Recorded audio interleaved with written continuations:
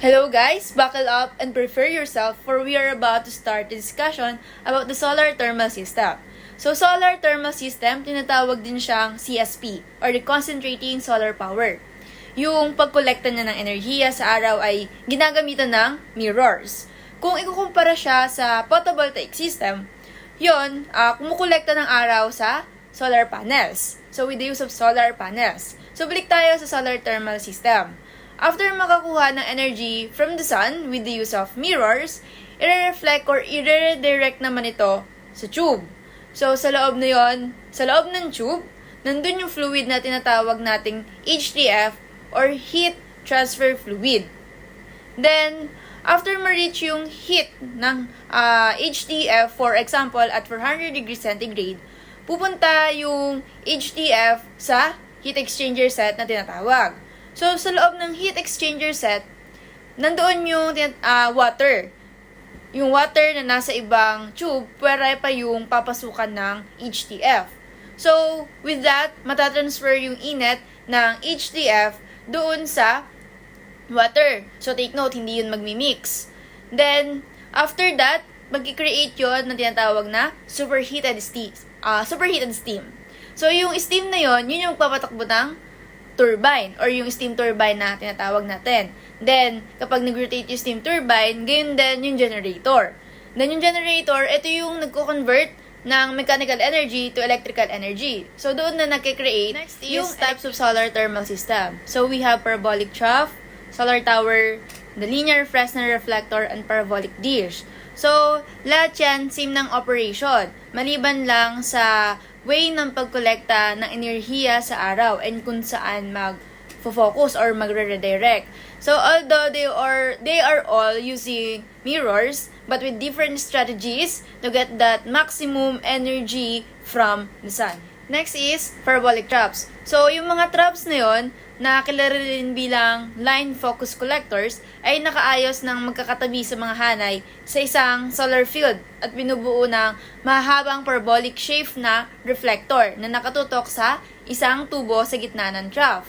So, ang mga collectors na ito ay gumagamit ng isang axis or yung tinatawag nating single axis solar tracking system para sundan ng araw habang ito'y gumagalaw mula sa silangan patungong kanluran. So, upang matiyak na laging may makukuha or laging pinakamataas yung makukuhang enerhiya mula sa araw. So, yung araw na tumatama sa mga salamin. So, ang receiver pipe sa gitna ay maaaring umabot ng mga temperatura na higit sa 100 or 400 degrees centigrade dahil ang trough ay nakatutok sa araw at pinapalakas ang intensity mula 30 hanggang 100 times kaysa sa normal na. So next is yung mga tubo doon sa ibabaw ng or sa gitna ng parabolic trough. Yun ay gawa sa salamin at hindi metal. Yung salamin kasi pinapayagan na makapasok ang init mula sa araw pero hindi ito pinapalabas yung init na yon. So sa loob ng tubo may fluid na pinapainit ng enerhiya mula sa mga parabolic na segment. So dahil dito, yung fluid ay maaaring umabot ng hanggang 400 degrees centigrade or sa mga bagong pag-aaral, pwede pang mag-exceed with the use of different HTF or the heat transfer fluid. So later on, so next is, afterwards, this is what happened. This is just the magnified view of the parabolic trough. We have fluid part, inner layer, the vacuum, and the glass. So also, the orientation of sunlight redirecting or reflecting to tube. So, for the second one, there are fluid in, fluid out, collector supports, reflective coating or mirrors, and central pipe. So, next is, on this tube, inside this, we call it heat transfer fluid. So, then it will be distributed on a different unit of a parabolic trough. So, once again, the parabolic will absorb an energy from the sun. I-reflect niya yon sa mga tube na to, yung nasa gitna. So, yung 1, 2, 3, 4, 5, 5 na tube. So, syempre, mare-reflect doon sa tube na nakatapat ng parabolic trough. So, ganito ang operation ng parabolic troughs kasi. So, inside the tube is a heat transfer fluid. Then, may initan yung heat transfer, yung HTF na tinatawag natin, tapos pupunta ngayon siya sa heat exchanger set. So inside the heat exchanger set is water. Then there will be a heat transfer coming from this tube. So that contains the heat transfer fluid. So may initan yung tubig. Then it will become steam. Then the steam will travel towards the steam turbine. So thereby making the steam turbine rotate as well as the generator, resulting in the generation of electricity. So then the output voltage within the power plant is being connected on transmission line to a step-up transformer. So pinapataas yung voltahe. Bakit? Bakit kailangan pataasin yung voltahe ng bawat power plants? So the answer is to eliminate further losses due to very long transmission line. Next, the turbine is being rotated by pressurized steam. So then, the steam will be recycled. So within the system, with the use of the set condenser and the cooling tower, then it will undergo the condensation. So yung condensation, conversion ng gas to liquid. So within the condenser and cooling tower. So condensation is the process wherein matter is being converted from gas to liquid. So, as I said earlier. So, yung dating water in the form of gas, which is steam, yung pagka na-convert na siya sa liquid, then it will pump back to the heat exchanger. Then, the heat transfer fluid that undergoes or that goes inside the heat exchanger will continue to cycle the system. So, there are different types of parabolic trap, which undergoes the same operation with each except for the left side, yung tinatawag natin na solar field na section. Then on the right side, the power block section, they are all the same sa lahat ng type ng solar thermal system. Pansinin dito, kumpara sa diagram na nauna, nito may hot salt tank at cold salt tank, which is yung tinatawag natin na thermal energy storage. So mamaya may intindihan nyo kung ano ba yung mga gamit ng mga to. So, may other group member. So, next is, on this tube, inside this, we call it heat transfer fluid. So, then it will be distributed on a different unit of a parabolic trap. So, once again, the parabolic will absorb an energy from the sun. I-reflect niya yon sa mga tube na to, yung nasa gitna. So, yung 1, 2, 3, 4, 5, yun, 5 na tube. So, syempre, ma-reflect doon sa tube na nakatapat ng parabolic trap. So, ganito ang operation ng parabolic traps kasi. So, inside the tube is a heat transfer fluid. Then, may initan yung heat transfer, yung HTF na tinatawag natin, tapos pupunta ngayon siya sa heat exchanger set. So, inside the heat exchanger set is water. Then, there will be a heat transfer coming from this tube. So, that contains the heat transfer fluid. So, may initan yung tubig. Then, it will become steam. Then, the steam will travel towards the steam turbine.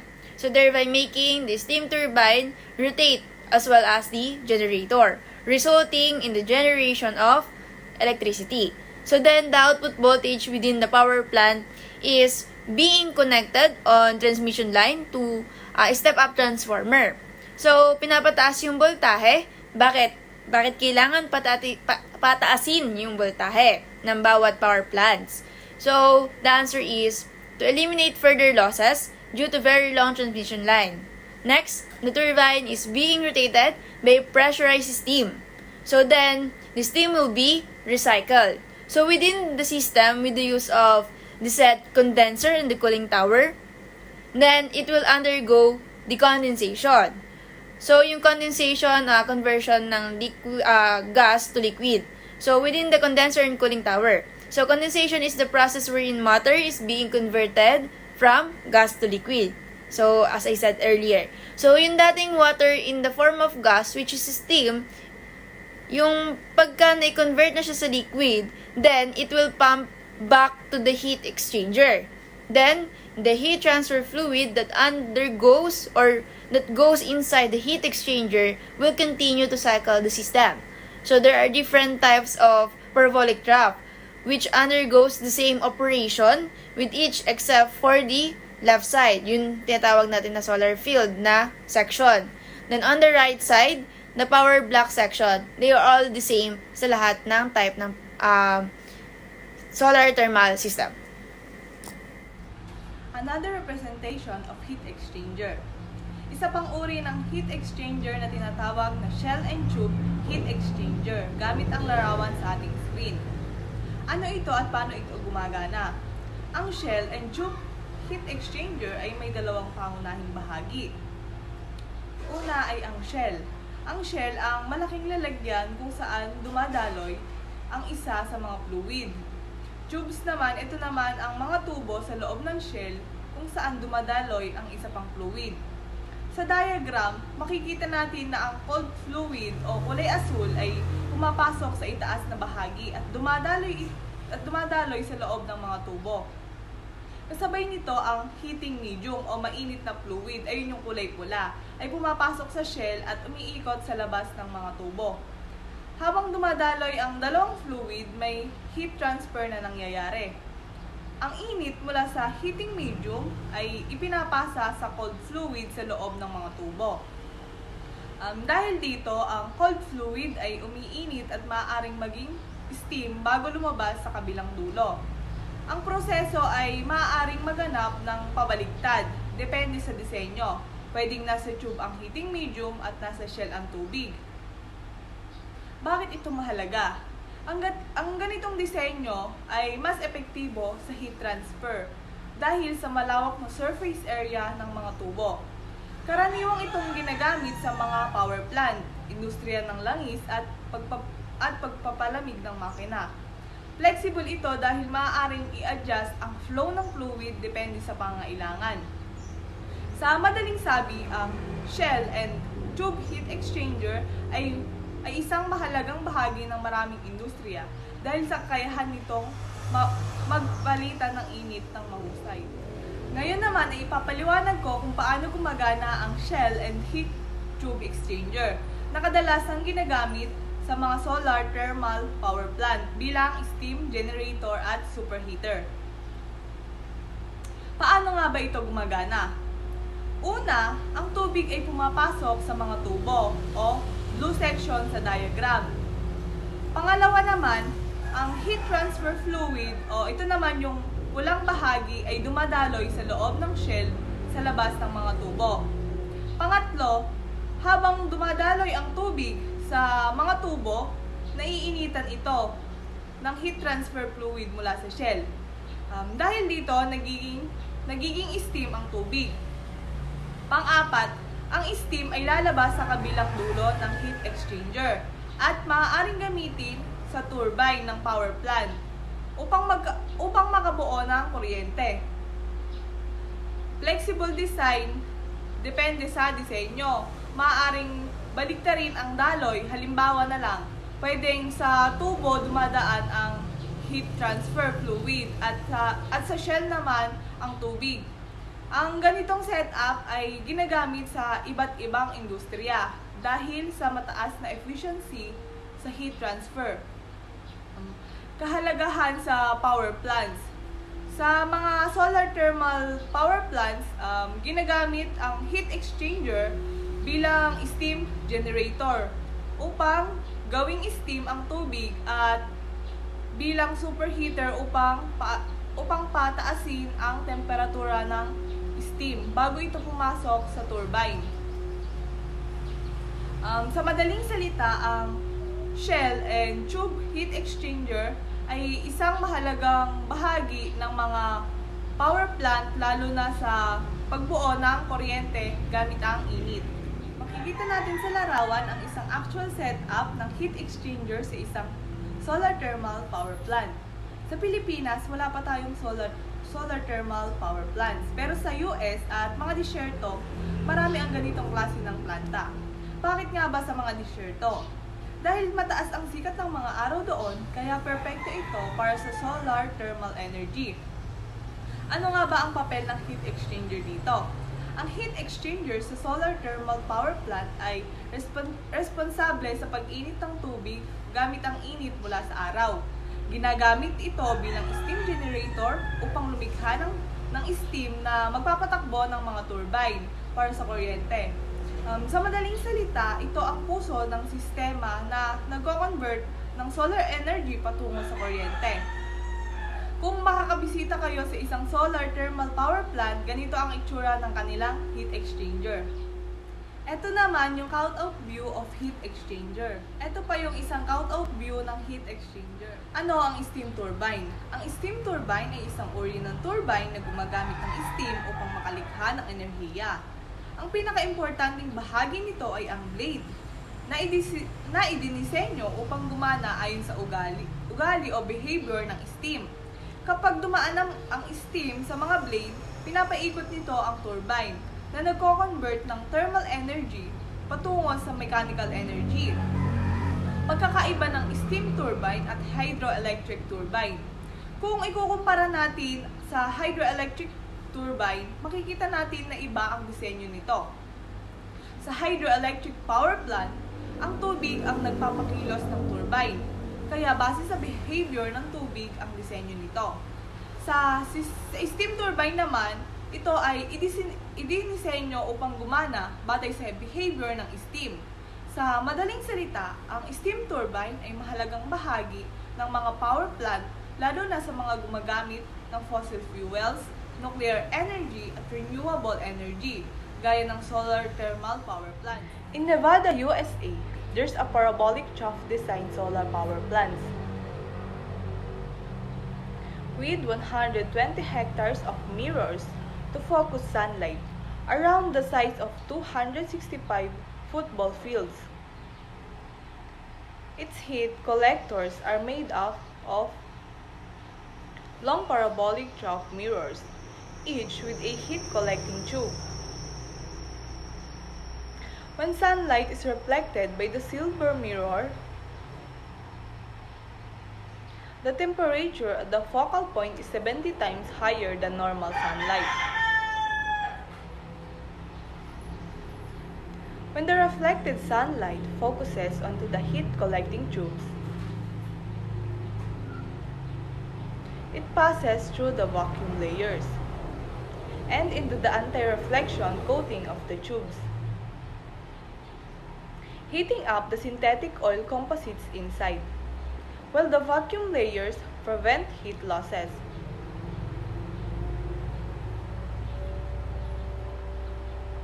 To maximize efficiency, mirrors would trace sunlight, adjusting angles accordingly. The thermal energy collected is used to heat up the liquid oil composites. The high temperature liquids flow into the exchanger from the tubes, boiling water to vapors.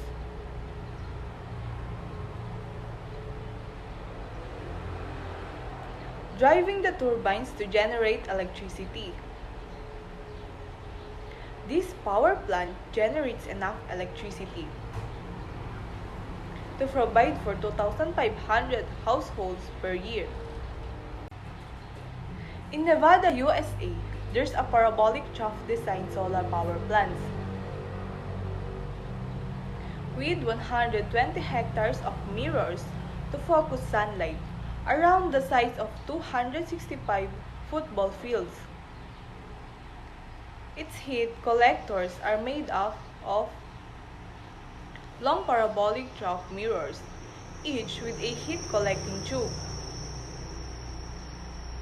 When sunlight is reflected by the silver mirror,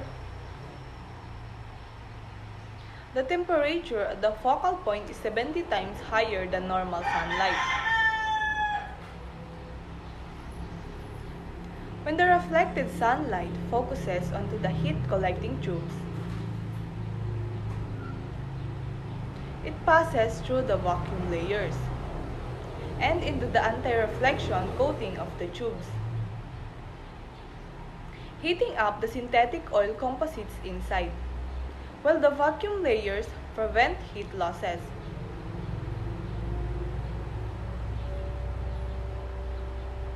To maximize efficiency, mirrors would trace sunlight, adjusting angles accordingly. The thermal energy collected is used to heat up the liquid oil composites. The high temperature liquids flow into the exchanger from the tubes, boiling water to vapors.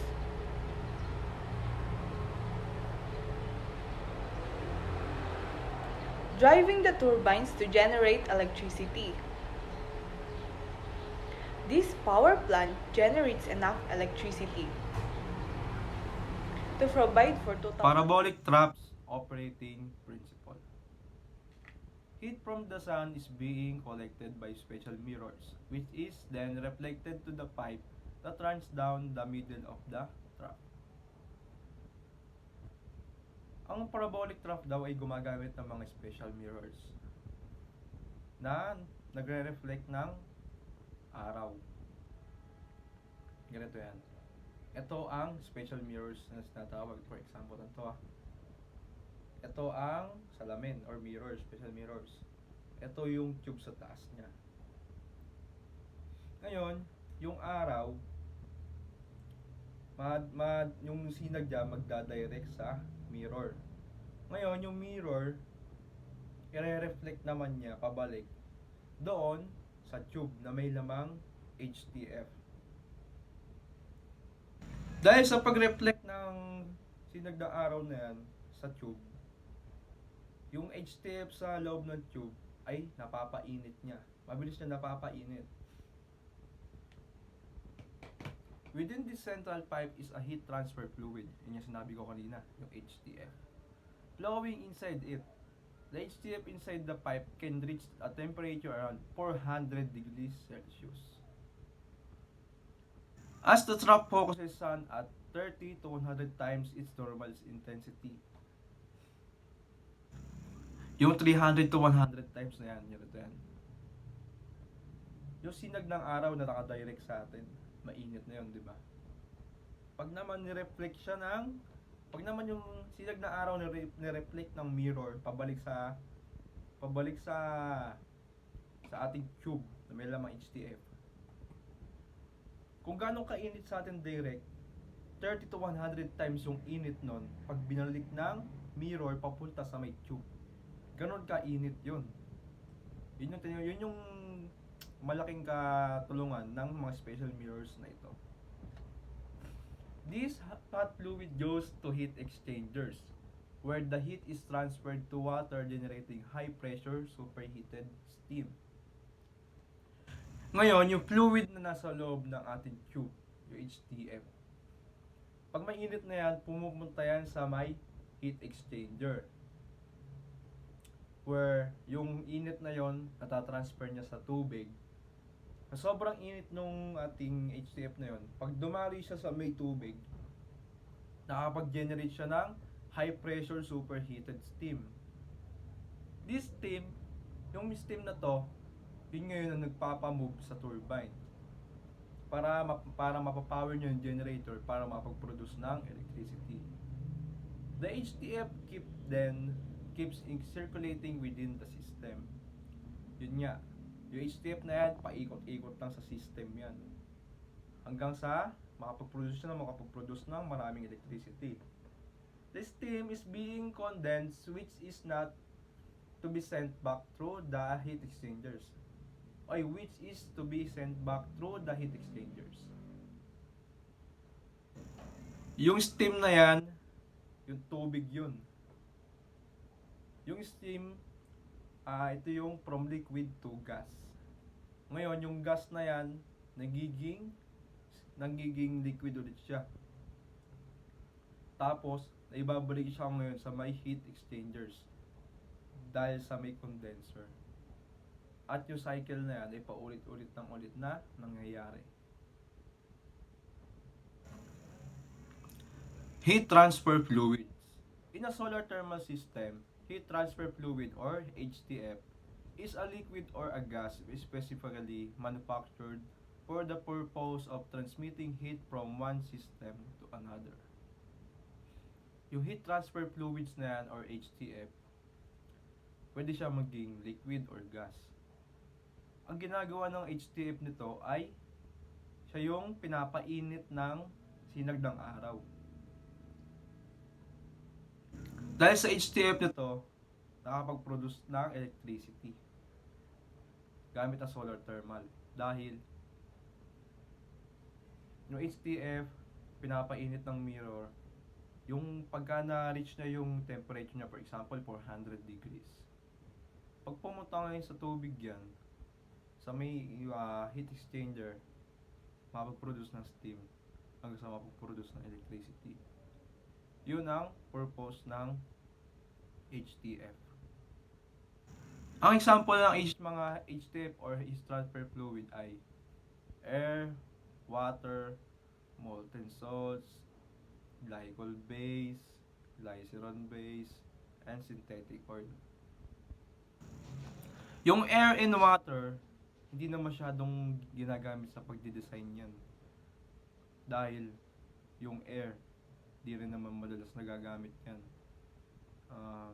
Yung water naman, pwede siya. Pero kung direct. Pero malaki pinagkaiba niya sa tatlo. Or sa pinakagamit naman dito ay synthetic oils. Bakit hindi gamit ang tubig? Example, yung tubig, ang boiling point niya ay 100 degrees lang. Yung synthetic oil or molten salts, around 400 degrees. Nakita natin difference. Yung water, mabilis siyang mag-cool down. Unless pwera dun sa iba, nababagal yung cool down niya. Isang factor yon kung bakit hindi na masyadong gamit ang tubig. Dahil sa matagal na cool down nung iba, bukod sa tubig, pwede silang gamitin tuwing gabi. Dahil, pag pinapainit sa tube yan, yung iba, napupunta sa heat exchanger, yung iba naman napupunta sa may tank. Yung tank na yon ay nag-a-act na parang thermos. Pre-preserve niya yung init nung HTF na yon. Dahil sa mababa nga yung cool down, mas matagal ang heat.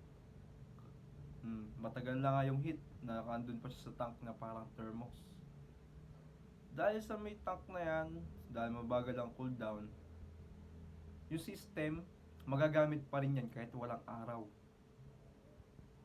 Kahit maulap, especially pagkagabi walang araw. Tuloy-tuloy pa rin ang pag-produce ng electricity. Walang makakapigil sa kanya. Ngayon naman, pag sa tubig, ganoon lang din, direct. Pero, hindi siya makapag-produce ng electricity pagkagabi o kaya pagka maulap. Yun ang isang factor na tinitingnan ng mga engineers sa pagde-design. Kaya ang yung air and water hindi masyadong ginagamit sa pagde-design. Mas ginagamit ng synthetic oil, molten salt, glycol base, glycerin base. Ano sa apat na yun? Kaya yun ang the best. Sa pagpili naman ng pag-design, kung anong HTF ang gagamitin, depende yan. Nakadepende sa lugar na paggagawaan. Kaya hindi tayo makapagsabi kung alin sa mga HTF na fluids na ang the best.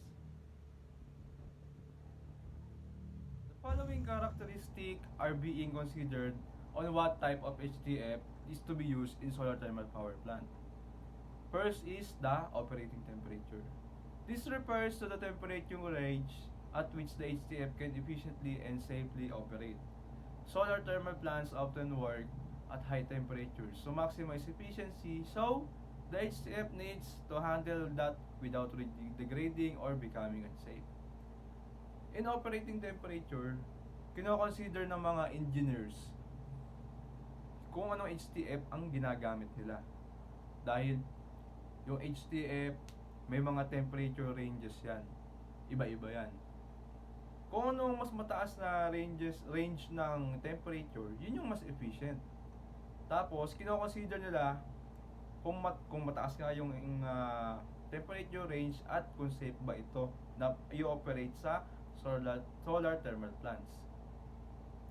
Solar thermal plants work in high temperatures. Yun nga, sinabi kanina. Yung solar thermal plants, gumagana siya sa high temperature. Kaya ang ginagamit dito ay mga HTF na mataas ang temperature range kumpara sa water na 100 degrees Celsius lang. Yung HTF, kailangan ma-handle niya yung high temperature na ito nang hindi nasisira or hindi siya nagiging unsafe. Next is life cycle. This considers the operation lifespan of the HTF. How long can it be used before it needs replacement? Factors like stability, degradation, resistance, and maintenance requirements influence the life cycle. Ngayon, sa life cycle, kino-consider ng mga engineers yung operational lifespan nito. Halimbawa, kung ganong katagal ba ito pwedeng gamitin, for example, 1 taon. Kino-consider nila yon. Kung sa 1 taon na yon, kung kailangan siyang palitan, yung kailangan yung tinitingnan ng mga engineers. Isa pa sa mga tinitingnan sa pag-design nito ay yung stability. Tsaka yung hindi niya madaling masira. Tsaka yung maintenance requirements niya, kung kailan ba siya kailangan ng maintenance para magtagal yung life cycle. Kaya kino-consider din ito sa pagpili ng HTF. Next is heat transfer capability. This is the heart of the HTF's job. How effectively can it absorb and transport heat? High heat transfer capacity means a more efficient system, potentially reducing the size and cost of the plant. Yun nga sinabi kanina. Yung heat transfer capability, kino-consider ng engineers dahil ito nga yung pinaka-heart ng HTF. Ito yung pinaka-ginagawa ng HTF sa loob ng solar thermal plant. Heat storage aspect. Some solar thermal plants incorporate thermal energy storage or TES. To continue generating power even when the sun isn't shining, the HTF's ability to store heat or facilitate heat storage is crucial for TES implementation. Sa heat storage aspect, kino-consider dito ng mga engineers yung capability ng HTF na pwede siyang maging may store sa isang tank. For example ng HTF ay na isa na water. Yung water, hindi siya magaganong pinipili ngayon sa pag-design dahil ang boiling point niya ay 100 degrees lang. Ibig sabihin, 100 degrees lang, mababa yung mas mabilis siya magko-cool down. Yung iba naman HTF, nagre-range yung temperature nila from 400 pataas. Dahil sa 400 pataas na yon, ibig sabihin nun, mas matagal yung cool down nila. Ngayon, mas matagal yung cool down ng HTF na yon. Ang ginagawa dito, yung ibang HTF nagpupunta sa may heat exchange. Yung iba naman napupunta sa storage or sa sealed tank na para siyang thermos. Doon ay imbak para pagkakailangan or sa gabi, walang araw, pwedeng gamitin ngayon yung mga na-imbak sa tank na yon or kung kailan naman na maulan o maulap. Overall safety. Safety is paramount. The HTF should pose minimal risk in terms of toxicity, flammability, and environmental impact. Safety also includes the stability of the fluid under operating conditions. Sa overall safety, siyempre, kailangan i-consider talaga ng mga engineers sa pag-design. Dahil, yung mga HTF na yan, mga toxic yan, highly flammable, at pwede siyang maka-impact sa environment natin na ikakasama nito. Cost economic. Pag-uusapan naman natin ngayon yung cost. Economic plays a significant role. The cost of the HTF itself, along with its handling, maintenance, and disposal, are all factors in the overall cost of the solar thermal plant. Sa cost naman, kino-consider ng mga engineers yung pagpili ng HTF sa presyo nito.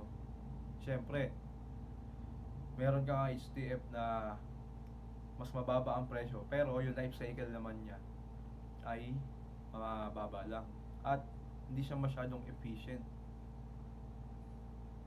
Ngayon, yung cost ng HTF na yan, binabari yan sa maintenance, disposal, Kaya lahat ng factors na yan sa overall cost, the solar thermal plant, ini-implement yan ng mga engineer. Okay, so why use HTF or heat transfer fluid instead of the direct system in which water is instantly turned into steam by the heat of reflected by mirrors in solar thermal system or CSP, concentrating solar power. Bakit nga ba hindi na lang tubig? Bakit kailangan pa natin gamitin yung HTF? Ang mahal-mahal nun. Bakit hindi na lang tubig or direktang tubig na lang? So, sasagutin natin yan sa next slide. Okay, the answer is, these working fluids have high heat capacity. It can maintain a high level of hotness in a long period of time.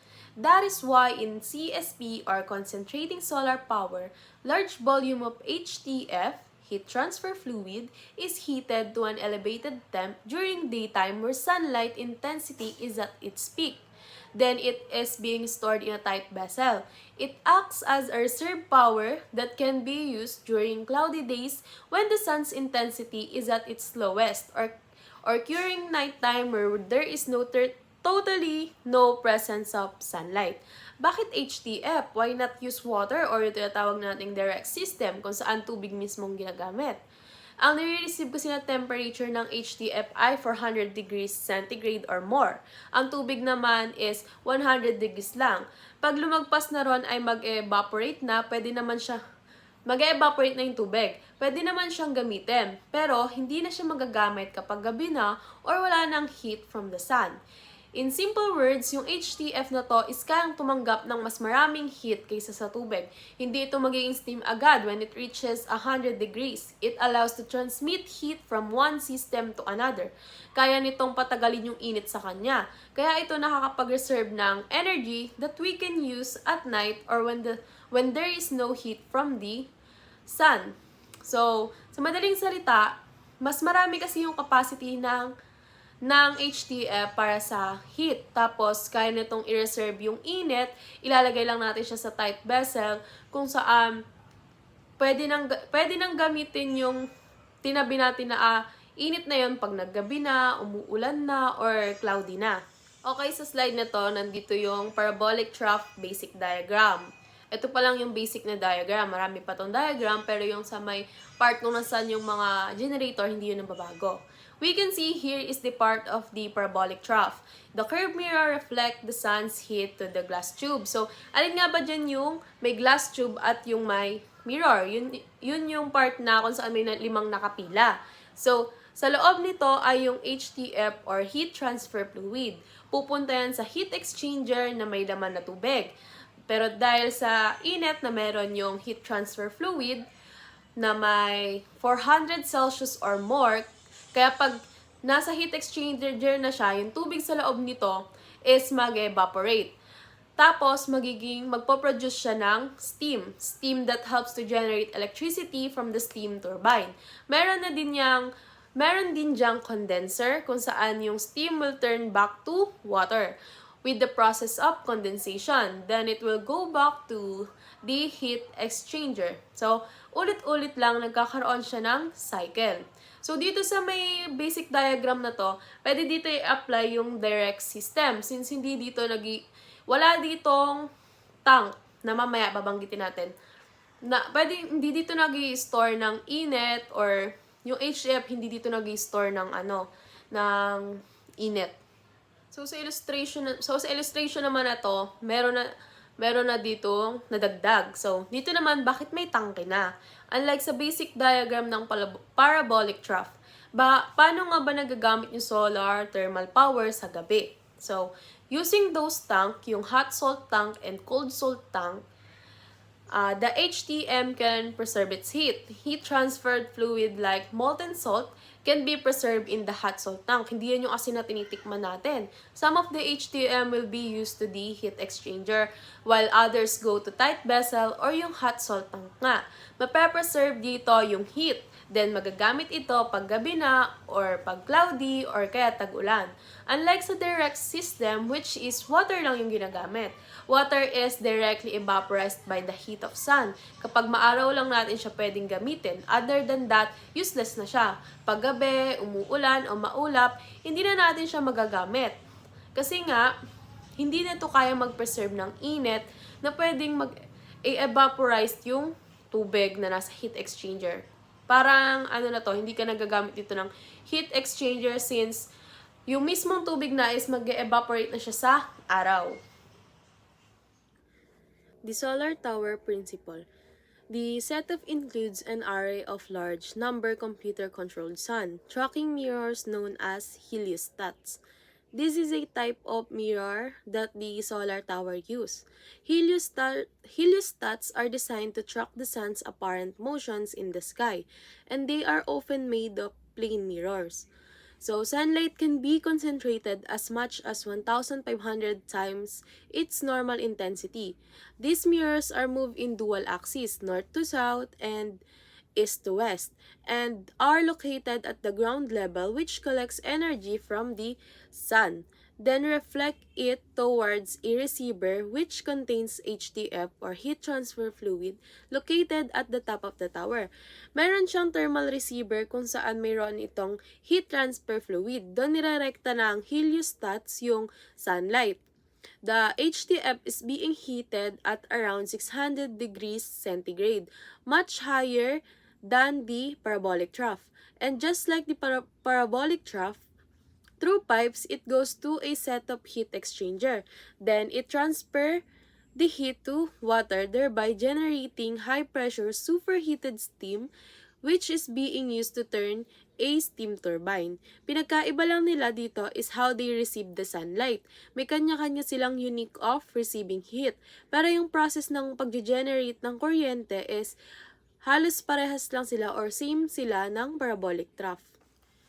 So, the basic diagram of solar tower. So, ito yung basic diagram ng solar tower. As we can see, yung part na may heat exchanger, generator, and so on, is halos same lang sa may parabolic trough. Kasi parehas nga lang yung principle nila when it comes to generating electricity.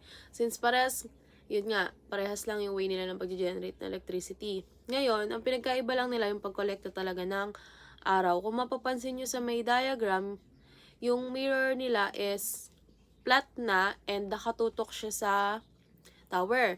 Yung sikat ng araw, kokolektahin niya ng mga mirrors or ng heliostats. Tapos, re-reflect dun sa thermal receiver na nasa taas ng tower. Meron, yung yung thermal receiver na to, meron tong HTF or heat transfer fluid. Yung heat transfer fluid na to is pupunta sa heat exchanger. Mayroon din mapupunta sa tight vessel o yung hot salt tank na makikita nyo dyan sa may diagram para i-preserve yung napunta dun na, kasi yung HTF meron pupunta sa heat exchanger at yung iba naman sa tight vessel. Yung pupunta sa tight vessel, ito yung mga mape-preserve na energy na magagamit kapag wala ng araw. Halos parehas nga lang siya sa principle ng parabolic trough. Yun yung cycle ng solar tower. So, dito naman yung schematic diagram versus the actual ng solar tower. So, kung mapapansin nyo sa schematic diagram, mas detailed na siya kumpara sa may basic diagram. Yung mga parts niya, yung pag-function, hindi kasi ganun ka-detailed sa may basic. So, tas mostly parts lang kasi yung included dun sa may basic. Dito makikita natin yung setup ng buong power plant. Sa actual naman, parang lang siya parang salamin na tower lang. Yun talaga yung una mong mapapansin. Pero yung mga parts na nagpapagenerate mismo ng kuryente is hindi siya nakalabas or visible agad. So mapapansin natin dito sa schematic diagram, bakit parang mas marami yung mga nakatayong ganito, mga parts, compare dun sa may basic diagram. Kasi sa basic diagram, papakita lang dun talaga yung flow or yung cycle ng solar tower. Dito naman, lahat ng kailangan or lahat ng parts ng buong planta ng solar tower is makikita mo na. Sa actual picture, para lang siyang para lang siyang tubig kung titingnan mo sa taas. Pero, yun yung heliostat, yung mga kulay blue na mirror. Tapos yung tower niya na yun, yung nasa harapan, kung mapapansin niyo. So, next slide, makikita natin dito yung basic diagram naman versus actual. So, sa mga nabanggit ko nga kanina, sa schematic, dun mo talaga makikita yung buong planta. Tapos sa basic diagram naman, mapapansin mo lang yung mga basic na parts, kung alin yung mismo nagpapagenerate ng ganto, ng kuryente, or yung kung paano nakukuha yung sunlight, ganyan, kung paano nire-reflect sa tower. Tapos, ayan, ulit yung actual picture, katulad lang nabanggit ko kanina, yun at yun lang din yun. So now let's proceed to the general description of linear Fresnel reflector. The design combines parabolic trough and solar tower concepts, utilizing flat mirrors that moves on one axis. These mirrors collect sunlight and reflect it to a fixed receiver above, similar to a solar tower's operation. So the design of this type is the combination of parabolic trough and solar tower. This uses flat mirrors instead of parabolic mirrors used in parabolic troughs. These flat mirrors moves in one axis only, unlike solar tower and parabolic dish which moves in two. So it adopts the working of solar tower, where the mirrors on the ground collects light from the sun and reflect it towards a fixed receiver located above. So previous design generates steam directly without the use of HTF, which are now obsolete. LFR nowadays also uses HTF to generate steam. So, the classic linear Fresnel reflector LFR features a single receiver on one tower. The improved compact linear Fresnel reflector CLFRs enhance efficiency by using multiple receivers for each mirror set, allowing adjacent mirrors to have varying inclinations to target different receivers. So, the classic LFR has only one linear receiver on a single linear tower. In order to increase optical and ground use efficiency, the improved design, called compact linear Fresnel reflector CLFRs, use multiple receivers for each sets of mirrors so that adjacent mirrors have different inclination in order to target different receivers. So now let's talk about the basic diagram of the linear Fresnel reflector. So in this diagram, we have the secondary reflector and the reflector. Those are the mirrors. So the LFR consists of multiple rows of mirrors, each with a slightly different angle. These mirrors are arranged in a Fresnel pattern, which means that they approximate the shape of a much larger parabolic mirror. So this allows the LFR to achieve high concentration ratios with relatively simple and inexpensive mirrors. So unlike parabolic mirrors, in parabolic mirrors, those are curved mirrors or mirrors that are in the shape of parabolic, and with that mirror, masyado itong expensive compared sa mga flat mirrors. So, next we have the receiver. So, ano ba yung receiver dito? Ang receiver dito sa diagram ay absorber tube. So, the receiver is a long linear tube that is positioned above the mirrors. It is typically coated with a black or other highly absorbent material such as HTF to maximize the absorption of solar radiation. The fluid inside the receiver, which can be water, oil, or another heat transfer fluid, is heated to high temperatures as it flows through the receiver. So, how does LFR works? The sunlight strikes the mirror and is reflected toward the receiver. So the mirror are angled so that the reflected light converge onto the receiver. So para daw yung tama ng araw, kapag tumama sa mirror, ay aaninag ito hanggang sa mismo kong receiver para makuha niya yung desired na energy niya para makapag-generate ng energy. So, the concentrated sunlight hits the fluid inside the receiver to high temperatures, typically between 100 degrees Celsius and 400 degrees centigrade.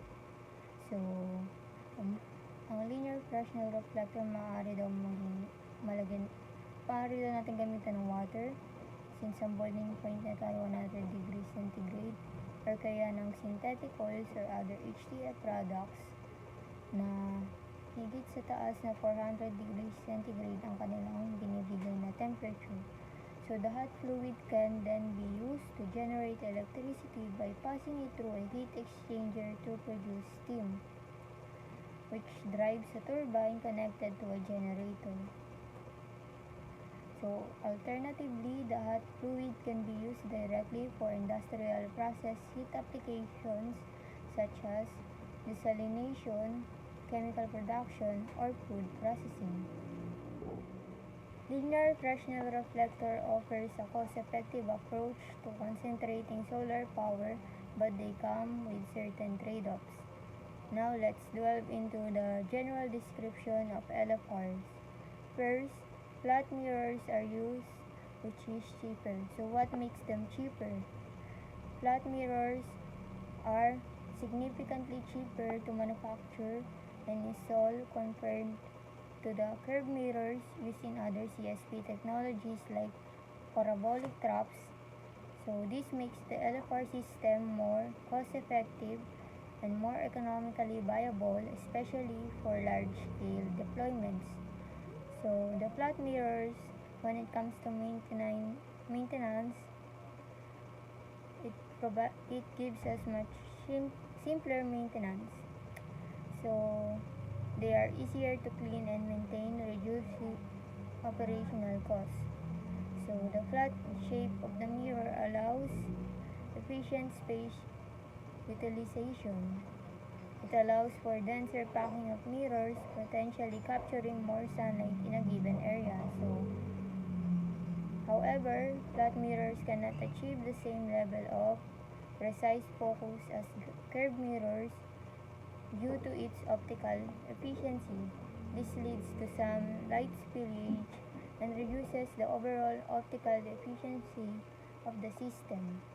So, one big disadvantage with this design is that the shading effect of adjacent mirrors, which can be encountered only by utilizing more ground space, which increases cost. The challenge in the LFR system, mirrors are arranged in rows, and during certain time of day, some mirrors can cast shadows on their neighbors. This shading effect reduces the amount of sunlight reaching the mirrors, lowering the system's overall performance. So, what are the mitigation strategies that we can provide to minimize the shading effect? So, first, we have to increase the spacing. The distance between the mirror rows can reduce shading, but this increases land use and cost. So, we can also do heliostat control. Advanced control system can adjust the angle of individual mirrors to minimize shading throughout the day. And we can also optimize the layout. Careful design of the mirror field, considering the sunspot and local terrain, can minimize shading. Very high temperatures are not produced as compared to a parabolic trap or a solar tower, and therefore the efficiency is less. So what are the factors contributing to lower efficiency? So the optical losses. As mentioned earlier, flat mirrors have inherent optical losses due to their inability to perfectly focused sunlight. So the shading from the adjacent mirrors further reduces the amount of sunlight captured. The linear receiver in an LFR system may not be as efficient at absorbing heat as the receivers in other CSP technologies. So, even if it might offer cost-effective solution for concentrating solar power, they still face challenges related to optical efficiency and shading. While the flat mirrors reduce costs and simplify maintenance, they also contribute to lower overall efficiency. The shading effect of adjacent mirrors can be mitigated through various strategies, but it remains a factor to consider in LFR design. So there are ongoing research and development who are focused on improving the efficiency of LFR systems, making them a viable option for large-scale solar power production.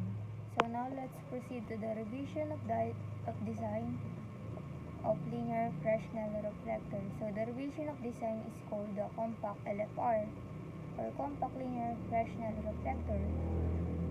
So let's talk about the concept of CLFR. So first, it have multiple absorbers. Unlike traditional LFR with a single receiver, compact LFR utilize multiple absorbers positioned closer to the mirrors. This allows for denser packing of mirrors and reduces the overall footprint of the system. Alternating inclinations. Mirrors in a CLFR system can alternate their inclination, minimizing shading effects and further optimizing space utilization. So, compact LFR designs offer the potential for more efficient land use and reduced costs. However, they require careful optimization to address challenges related to shading, thermal losses, and optical efficiency. So, when it comes to shading, the design of the mirrors and the spacing are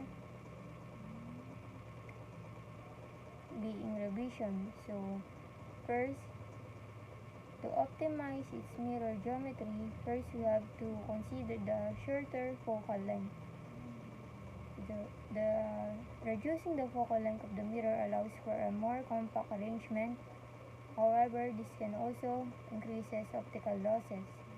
So, the width and spacing of mirrors, by carefully balancing the width of the mirrors and the spacing between them, it is a crucial goal to minimize shading while maximizing amount of sunlight captured. So when it comes to the design of the receiver, a smaller receiver diameter can reduce heat losses and allow for close mirror placements.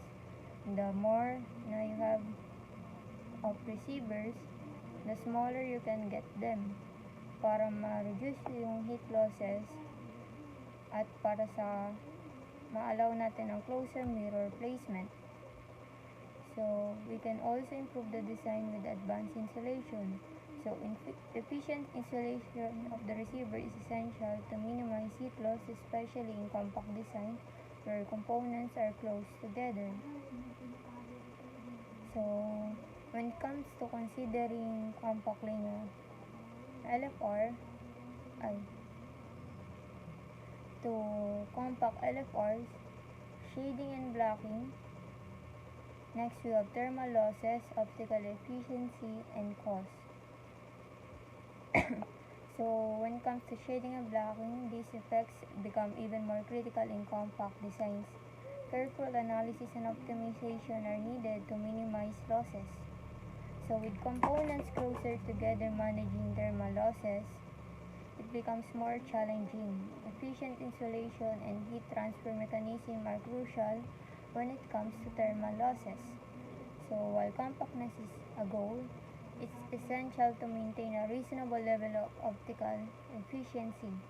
Trade-offs between size and performance need to be carefully evaluated. So the compact designs may require more complex tracking system and receiver design, which can impact the overall cost of the system. So now let's proceed to the revision of design of linear Fresnel reflector. So the revision of design is called the compact LFR or compact linear Fresnel reflector. So let's talk about the concept of CLFR. So first, it have multiple absorbers. Unlike traditional LFR with a single receiver, compact LFR utilize multiple absorbers positioned closer to the mirrors. This allows for denser packing of mirrors and reduces the overall footprint of the system. Alternating inclinations. Mirrors in a CLFR system can alternate their inclination, minimizing shading effects and further optimizing space utilization. So, compact LFR designs offer the potential for more efficient land use and reduced costs.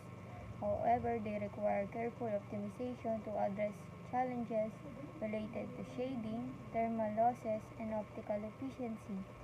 So, when it comes to shading, the design of the mirrors and the spacing are being revision. So, first, to optimize its mirror geometry, first we have to consider the shorter focal length. Reducing the focal length of the mirror allows for a more compact arrangement. However, this can also increases optical losses. So, the width and spacing of mirrors, by carefully balancing the width of the mirrors and the spacing between them, it is a crucial goal to minimize shading while maximizing amount of sunlight captured. So, when it comes to the design of the receiver, a smaller receiver diameter can reduce heat losses and allow for close mirror placements. The more na you have of receivers, the smaller you can get them para ma-reduce yung heat losses at para sa ma-allow natin ang closer mirror placement. So, we can also improve the design with advanced insulation. So, efficient insulation of the receiver is essential to minimize heat loss, especially in compact design where components are close together. So, when it comes to considering compact linear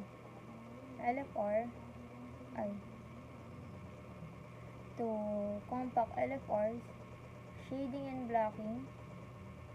Next, we have thermal losses, optical efficiency, and cost.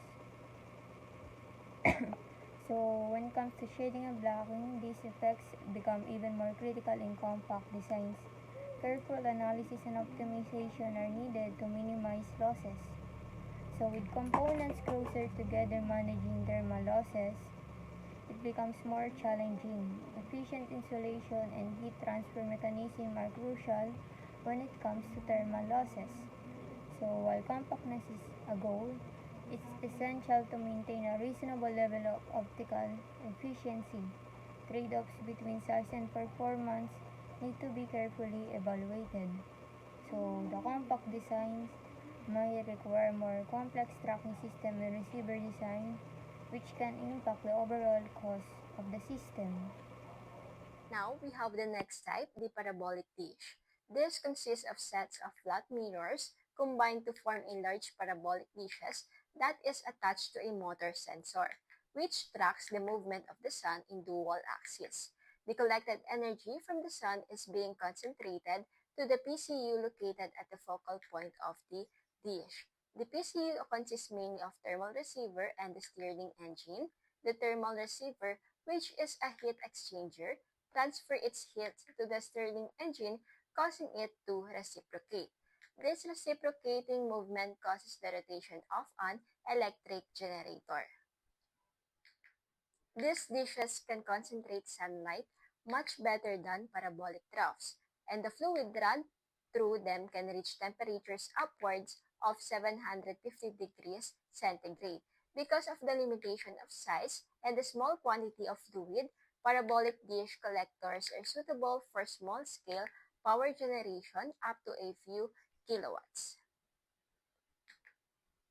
Next, we have the operation principle of Stirling engine.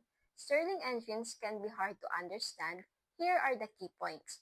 Every Stirling engine has a sealed cylinder with one part hot and other cold.